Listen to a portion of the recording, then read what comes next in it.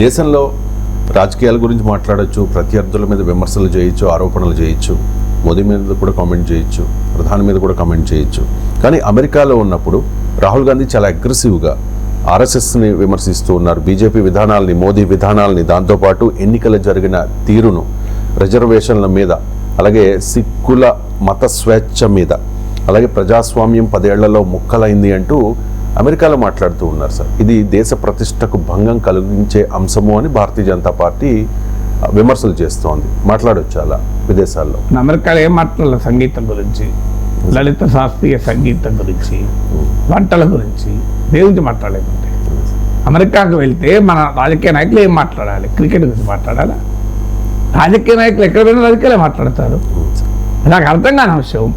నరేంద్ర మోడీ మీరు విదేశాల్లో ప్రధానమంత్రి హోదాలో పోయి భారతదేశంలో ఉన్న ప్రత్యర్థులను కామెంట్ చేయలేదా?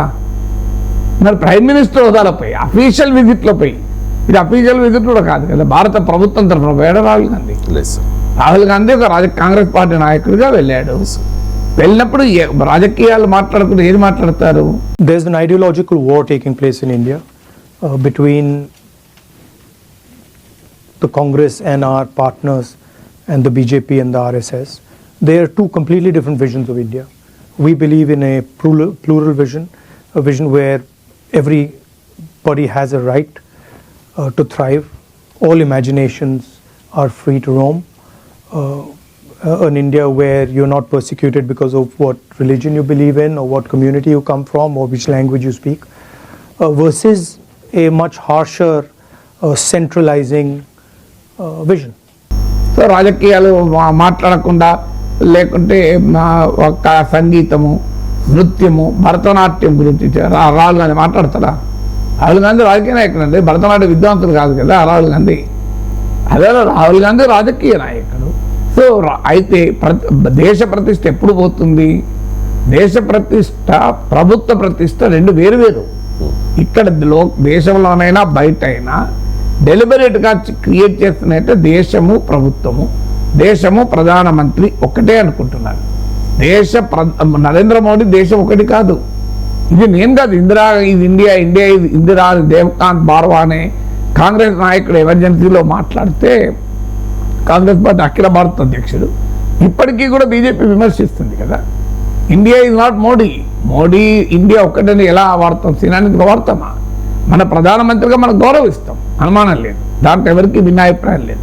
కానీ ప్రధానమంత్రి నరేంద్ర మోడీ విధానాలతో రాహుల్ గాంధీకి రాజకీయ విభేదాలు ఉన్నప్పుడు వాటిని చెప్పడం దేశ ప్రతిష్టకి ఎట్లా దెబ్బతీస్తుంది? సో ఆ దేశ ప్రతిష్టకి ఏం సంబంధం? ఇది నేను చెప్పడం కాదు, లా కమిషన్ రిపోర్ట్లో చెప్పారు, సుప్రీంకోర్టు చెప్పింది. Anti government is not anti national. ఇప్పుడు ఉదాహరణకు రేవంత్ రెడ్డిని విమర్శిస్తారు అంటే తెలంగాణను విమర్శించినట్ల. ఇప్పుడు కేటీఆర్ రేవంత్ రెడ్డి విమర్శించాడు. సో రేవంత్ రెడ్డి ఏమంటాడు? తెలంగాణను అవమానిస్తారా మీరు? అమెరికాలో వెళ్ళి తెలంగాణను తిరుగుతారా అంటే మరి ఏం తెలంగాణ రేవంత్ రెడ్డి తెలంగాణ విమర్శించినట్ల? సో అర్థం ఉండాలి కదా. ఇప్పుడు ఒక విధానం, ప్రభుత్వ విధానాన్ని ప్రశ్నించడం ప్రతిపక్ష నేత పనిది కదా. ప్రతిపక్ష నేత ఇంకేం చేయాలి? దేశానికి వ్యతిరేకంగా మాట్లాడారు అనుకోండి, తప్పనిసరిగా మనం సమర్థించకూడదు. నరేంద్ర మోడీ పైన, భారతీయ జనతా పార్టీ పైన, ఆర్ఎస్ఎస్ పైన విమర్శలు చేస్తే అది పొలిటికల్ విమర్శలు. అది అమెరికాలైనా చేస్తారు, ఆదిలాబాద్ అయినా చేస్తాడు. సో దానివల్ల దేశ ప్రతిష్ట ఎందుకు తగ్గుతుంది? దానివల్ల దేశ గౌరవం పెరుగుతుంది. ఇండియన్ డెమోక్రసీ ఇంత రోబస్ట్గా ఉంటుంది, ఇంత డైనమిక్గా ఉంటుంది, ఇంత అడ్వర్సోరియల్గా ఉంటుంది. చూడండి, ఇండియన్ డెమోక్రసీలో ఇన్ని రకాల అభిప్రాయాలు ఉండొచ్చు. భారత రాజకీయ నాయకుడు ఎక్కడ పోయినా స్వేచ్ఛగా మాట్లాడగలుగుతాడు అని భారతదేశ గౌరవం పెరుగుతుందండి, భారతదేశ ప్రతిష్ట పెరుగుతుంది. దానివల్ల ఎలా దెబ్బతింటుంది? దేశ ప్రతిష్ట దెబ్బతినేది మన దేశం అనుసరించే విధానాలు బాగాలేకపోతే, దేశ ప్రతిష్ట దెబ్బతినేది విధానాలు బాగలేనప్పుడు బాగలేవని ఎవరైనా అంటే బాగున్నామని చెప్పడమే పరిష్కారం. దానికి ఏమున్నది? భారతీయ జనతా పార్టీ చెప్పచ్చు రాహుల్ గాంధీ అన్నది తప్పని. ఉదాహరణకు రాహుల్ గాంధీ ఏమన్నాడు? దానికి కూడా డిస్టార్షన్, రిజర్వేషన్ల పైన రాహుల్ గాంధీ అన్న నేను చూశాను. ఆయన ఏమన్నాడు? దేశంలో అసమానతలు ఉన్నంత కాలం అసమానతలు పోయిన రోజు రిజర్వేషన్లు పోతాయి అన్నాడు. ఇలా నిజమే కదా, ఎవరైనా అదే చెప్తారు కదా. రిజర్వేషన్లు ఎందుకు వచ్చాయి? సామాజిక ఆర్థిక అసమానతలు ఉండడం వల్ల వచ్చాయి. సోషియో ఎకనామిక్ బ్యాక్వర్డ్నెస్ కదా. మరి అసమానతలు ఉన్నప్పుడు వచ్చినప్పుడు అసమానతలు ఉన్నంతకాలం ఉంటాయి, అసమానతలు ఎప్పుడు అవుతాయంటే రిజర్వేషన్లు రాహుల్ గాంధీ వ్యతిరేకమని. రాహుల్ గాంధీ కదా 50% మించి రిజర్వేషన్లు ఉండాలి అని కాంగ్రెస్ పార్టీ మేనిఫెస్టోలో అయితే రాహుల్ గాంధీ రోజు చెప్తున్నాడు కదా. పోనీయండి, రిజర్వేషన్లకు మరి బీజేపీ కూడా అనుకూలమే కదా, 50% పరిమితి ఎత్తివేస్తున్నారు రాహుల్ గాంధీ చెప్పినట్లు. అందువల్ల వ్యాఖ్యానాల్ని మనము డిస్టార్ట్ చేయకూడదు. అయితే సిక్కుల విషయంలో రాహుల్ గాంధీ అన్న దానిపై నాకు కూడా భిన్నాభిప్రాయం ఉంది. The fight is about whether he, as a Sikh, is going to be allowed to wear his turban in India. Or he, as a Sikh, is going to be allowed to wear a kada in India. Or he, as a Sikh, is going to be able to go to Gurdwara. That's what the fight is about. And not just for him. For all religions. ये देश सबका है, ये देश मिलकर बना है. इसको India is called union of states. In the constitution is written clearly India that is Bharat is a union of states. What does it mean? It means it's a union of languages, it's a union of traditions, union of histories, union of music, of dance. वो कहते नहीं, union नहीं है, ये सब अलग अलग है. और इन सब में से एक सबसे जरूरी है, एक सोच सबसे जरूरी है, उसका हेडक्वार्टर नागपुर में. बाकी सबका कुछ लेना देना नहीं है.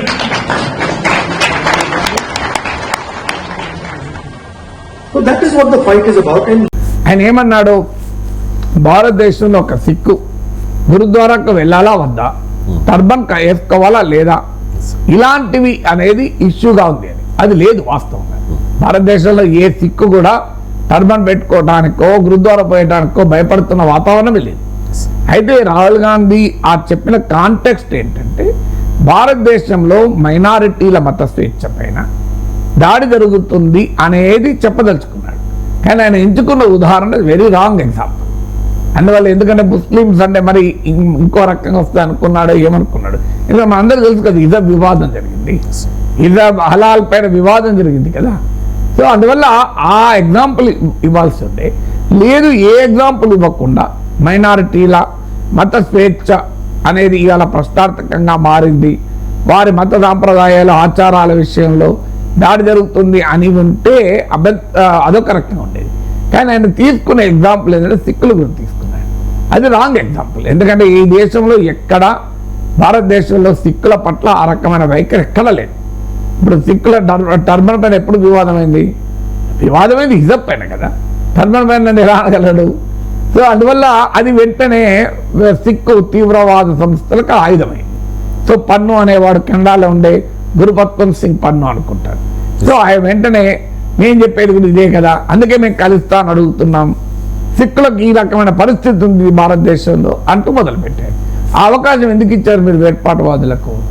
ఉదాహరణకు కాశ్మీర్లో ప్రజలకు హక్కులు లేవు అని విదేశీ గడ్డ పైన కాదు, స్వదేశీ గడ్డ పైన కూడా అనకూడదు. ఒక విదేశీ గడ్డ పైన ఎట్టి పరిస్థితులు అనకూడదు. స్వదేశీ గడ్డ పైన ఏమన్నా అనుకోవచ్చు. కానీ ఎందుకంటే అది ఏమవుతుంది, పాకిస్తాన్కి ఆయుధమవుతుంది, కాశ్మీర్లో ఉన్న వేర్పాటువాదులకు ఆయుధమవుతుంది. కాశ్మీర్లో ఏమైనా ఇష్యూస్ ఉంటుంది మన దేశంలో మనం మాట్లాడుకోవచ్చు. అందువల్ల ఒకవైపు ఖలిస్తాన్ అనే డిమాండ్ ఉన్న రోజు సమయంలో ఒకవైపు సిక్కుల గురించి మాట్లాడాడు. వాస్తవంగా ఇక్కడ రెండు సమస్యలు వచ్చాయి. ఒకటి, సిక్కుల ఊచకోత 1984లో కాంగ్రెస్ పార్టీ నాయకుల ఆధ్వర్యంలో జరిగిన మాట నిజం, అందరికీ తెలుసు. అది జగదీష్ టైట్లర్, వీళ్ళు ఇలాంటి వాళ్ళ పేర్లు కూడా అందరికీ తెలుసు కదా. వాళ్ళు ఎంతో కాలం నిందితులుగా ఉన్నారు. సో 1984లో ఇందిరాగాంధీ హత్య అనంతరం జరిగిన మారణ హోమం. అలాగే సిక్కు మత గురు ముసుగులో తీవ్రవాద కార్యకలాపాలకు ఆద్యం పొందిన జర్నైల్ సింగ్ బింద్రాన్ వాళ్ళను కాంగ్రెస్ పార్టీ ఇందిరాగాంధీ వాడుకుంది. అకాలీదళ్ను శిరోమణి గురుద్వారా ప్రబంధ కమిటీ SGPC ఎన్నికల్లో ఓడించడానికి అకాలీదళ్లు ఆ రాజకీయ ఇన్ఫ్లుయెన్స్ తగ్గించడానికి బింద్రాన్ వాళ్ళను ఇందిరాగాంధీ కాంగ్రెస్ పార్టీ ప్రమోట్ చేసింది. అది వాస్తవం, అందరూ తెలిసిన చరిత్రే కదా. దానివల్ల మీకు తీవ్రవాదం పెరిగి ఆఖరికి ఇందిరాగాంధీ హత్య కొరకు కూడా దారితీసింది. అందువల్ల ఇవి ఫ్యాక్ట్స్ ఆఫ్ హిస్టరీ ఉండగా, అంటే కాంగ్రెస్ హయాంలో 2 పరిణామాలు మనకు తెలుసు. బింద్రాల్ వాలే ఫినామినన్ తెలుసు, 1984 రైట్స్ తెలుసు. సో ఇది ఉండగా నువ్వు సిక్కుల గురించి కాంగ్రెస్ నాయకులు మాట్లాడే వరకు అది భారతీయ జనతా పార్టీకి ఒక బలమైన ఆయుధమైంది. అందులో సిక్కులు అసలు గురుద్వారా పోవాలంటే అనే యాంగిల్ అది ఫ్యాక్చువల్లీ కూడా ఇన్కరెక్ట్. భారతదేశంలో ఎక్కడా లేదు. మీరు సికింద్రాబాద్లో ఎంతమంది సిక్కులు ఉన్నారు? సిక్ విలేజే ఉంది, ఎక్కడైనా అభ్యంతరం ఉందా? సో హైదరాబాద్లో బోలెడు మంది సిక్కులు ఉన్నారు, గురుద్వారాలు ఉన్నాయి, బ్రహ్మాండంగా వారు అన్ని రకాల కార్యక్రమాలు ఉన్నాయి. సిక్కుల పట్ల ఆ రకమైన వివక్ష భారతదేశంలో లేదు, అది నిజం. సిక్కులు ఎక్కడన్నా హలాల్ ఇష్యూస్ అయ్యాయి తప్ప సిక్కులు ఎప్పుడు ఇష్యూ కాదు. మసీదులు ఇష్యూ అయ్యాయి కానీ గురుద్వారా ఎప్పుడు ఇష్యూ కాలేదు కదా. ఇప్పుడు ఎక్కడైనా మీకు వివాదాలు మసీదుల చుట్టూ తప్ప నీకు గురుద్వారాల చుట్టూ ఎక్కడ వివాదం అయింది? ఏ గురుద్వారా పైన అటాక్ జరిగింది? So it is factually incorrect. So wrong example Rahul Gandhi ఎత్తుకోవడం వల్ల, అది కూడా ముఖ్యంగా విదేశాల్లో ఉండగా ఎత్తుకోవడం, అది ఆటోమేటిక్గా ఖలిస్తాన్ వాదులు ఆయుధంగా పెట్టుకుని, ఇంకా చూడండి భారతదేశంలో ప్రతిపక్ష నేత చెప్తున్నాడు టర్బన్ పెట్టుకోవాలా వద్దా, గురుద్వారా పోవాలా వద్దా అనే స్వేచ్ఛ విషయంలో కూడా మాకు లేదు, అందుకే మేము ఖలిస్తాన్ కావాలంటున్నాం అని వాళ్ళు సమర్థించుకోవడానికి ఉపయోగపడేది. అందువల్ల విదేశీ గడ్డ పైన తన రాజకీయ ప్రత్యర్థుల్ని విమర్శించకూడదు అనేది కరెక్ట్ కాదు. ఇక ఆర్ఎస్ఎస్ పైన రాహుల్ గాంధీ చేసింది ఏంటంటే, ఆర్ఎస్ఎస్లో సభ్యులుగా మహిళలు ఉండరు అని. సో దానికి ఆర్ఎస్ఎస్ సమాధానం చెప్పాలి, అంతే తప్ప దానివల్ల దేశ ప్రతిష్ట ఎందుకు పోతుంది? సో ఇప్పుడు కాంగ్రెస్ పార్టీ పైన బీజేపీ నేతలు ఎవరన్నా విదేశాలకు వెళ్ళి కాంగ్రెస్ పార్టీ ఎమర్జెన్సీ క్రియేట్ చేసింది, కాంగ్రెస్ పార్టీ అనేక కుంభకోణాలకు పాల్పడింది, బీజేపీ నాయకులు అమిత్ షా వెళ్ళి జేపీ నడ్డాపై మాట్లాడితే భారతదేశ ప్రతిష్ట దెబ్బతింటుందా? ఏమన్నా దెబ్బతింటే కాంగ్రెస్ ప్రతిష్ట దెబ్బతింటుంది, కాంగ్రెస్ వాళ్ళు సమాధానం చెప్పుకుంటారు. సో దానికి భారతదేశ ప్రతిష్టకి ఏం సంబంధం? కాంగ్రెస్ పార్టీ కుంభకోణాలన్నిటికీ భారతదేశం సమాధానం చెప్పుకున్నా. సో అందువల్ల రాజకీయ నాయకులు విదేశాలకు వెళ్ళి రాజకీయపరమైన వ్యాఖ్యలు చేయడం నేరం కాదు, రాజకీయ ప్రత్యర్థులు చేయడం కాదు. కానీ అది మాట్లాడేటప్పుడు భారతదేశం పైన దాని ప్రభావం ఏమైనా ఉంటుందా అని సిక్కుల విషయంలో నేను అందుకే క్లారిటీ ఇచ్చింది. ఆ స్టేట్మెంట్ అనవసరంగా ఖలిస్తాన్ వాదులకు ఆయుధంగా మారిపోయింది. నా బీజేపీకి ఆయుధం అయినా ఆర్ఎస్ఎస్కి ఆయుధం అయితే నాకేం అభ్యంతరం లేదు. ఎందుకంటే రాహుల్ గాంధీ రాజకీయ నాయకులు, బీజేపీ రాజకీయ పార్టీ. సాధారణంగా ఆయన మాట్లాడిందని బీజేపీ ఎందుకు కూరుకుంటుంది? దాంట్లో ఏమాత్రం అవకాశములు ఉపయోగించుకుంటాను ఇక్కడ. అందువల్ల సిక్కుల గురించి మాట్లాడే రాహుల్ గాంధీ 1984లో ఏం జరిగిందని చెప్తారు, చెప్పకుండా ఎందుకుంటారు? మరి చరిత్రే కదా. ఎన్నికలు జరిగిన తీరుని కూడా క్వశ్చన్ చేశారు కదా సార్. అంటే ఎన్నికలు ఇంత పెద్ద దేశం, ప్రజాస్వామ్య దేశం, ఎన్నికలు జరుపుకోవడం కూడా చేత కదా మీ దేశానికి అనే ఒక ఇంప్రెషన్ బయట దేశం ఏమన్నాడు అన్నది పాయింట్ కదా, మీరు చూసారా కరెక్ట్ గా? అదే ఎన్నికలు. సో మన దేశంలో మన దేశ ఎన్నికల విధానం 100% సరిగ్గా ఉందా? గుణమి చేసుకొని చెప్దాం. రియాలిటీ మన దేశంలో డబ్బులు పంచకుండా ఎన్నికలు జరుగుతున్నాయా? ఖచ్చితంగా జరుగుతుంది. మరి అది మారకుండా దేశ ప్రతిష్ట జరుగుతుందా? ఇప్పుడు అది అంతే తప్ప ఎన్నికలు మన దేశంలో కులం పేరిట, మతం పేరిట జరగడం లేదా? మన దేశంలో ఎన్నికల భావోద్వేగాల రెచ్చగొట్టి జరగడం లేదా? ఎన్నికల్లో భారతదేశంలో దేశ ప్రధానమంత్రి దేశమంతా తిరుగుతూ భారతదేశం ఎలా వికసిత భారత్ పైన ఓట్లు అడిగాడా? ప్రధానమంత్రి దేనిపైన ఓట్లు అడిగాడు? మందిర్, మసీద్, ముస్లిం, ముజ్రా, మొఘల్, మంగళసూత్ర, ఇదే కదా. అప్పుడు దేశ ప్రతిష్టకి ఏం కాలేదా? ఇప్పుడు అమెరికా గడ్డ మీద మాట్లాడిన, ఇండియా గడ్డ పైన యూట్యూబ్లో పెడితే ప్రపంచం అంతా చూస్తారు కదా, ఫేస్బుక్లోకి వస్తే అందరూ చూస్తారు కదా, మీకు సోషల్ మీడియాలో చూడరా? సో ప్రైమ్ మినిస్టర్, భారత ప్రధానమంత్రి ఒక ఎన్నికల సమయంలో మీ మంగళసూత్రాలు తీసుకెళ్లి ముస్లింలకు ఇస్తారు అని అంటే దేశ ప్రతిష్ట పెరుగుతుంది చెప్పండి నాకు. దేశ ప్రధానమంత్రి మాట్లాడి అమెరికాలు చదవడేవాడు. సో ఇది డాలాస్లన్నా మీకు నల్లకుండలన్నా తేడా ఉండదు, ఇది గ్లోబలైజ్ వరల్డ్ కదా.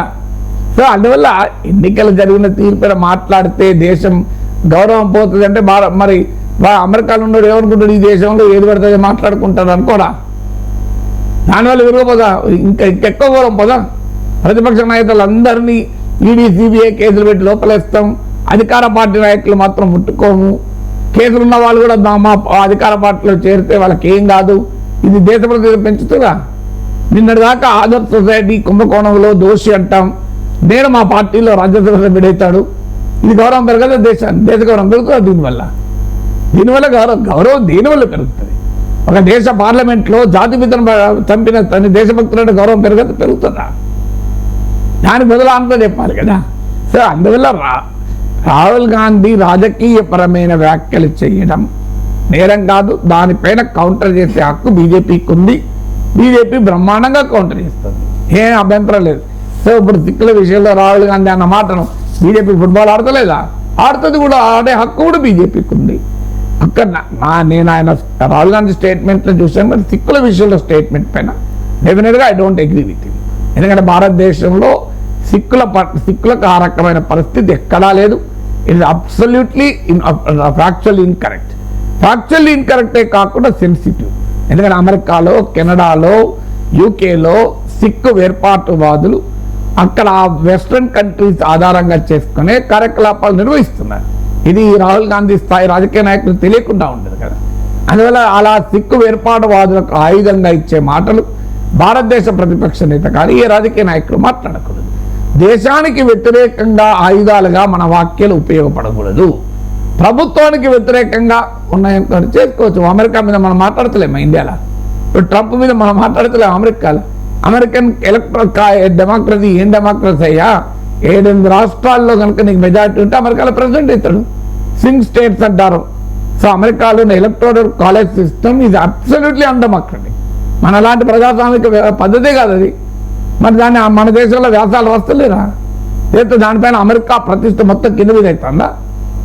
ఈ మధ్య అమెరికాకు చెందిన రాజనీతి శాస్త్రవేత్త భారతదేశానికి వచ్చినప్పుడు ఆయన ఎప్పుడు ఎలక్టోరల్ కాలేజ్ సిస్టమ్ పోవాలని అంటే మన ఆయన మీద దేశద్రోహం కేసు పెట్టిన నువ్వు ఇండియాలో పోయి అమెరికన్ డెమోక్రసీ మీద మాట్లాడేవని. ఒక దేశం లిబరల్గా ఉండడం వల్ల గౌరవం పెరుగుతుంది. ఏం మాట్లాడినా మేము దేశంలో అటాక్ చేస్తామంటే గౌరవం పెరుగు దేశం. అలా దేశ గౌరవం పెరిగే పద్ధతులు వేరుంటాయి కదా.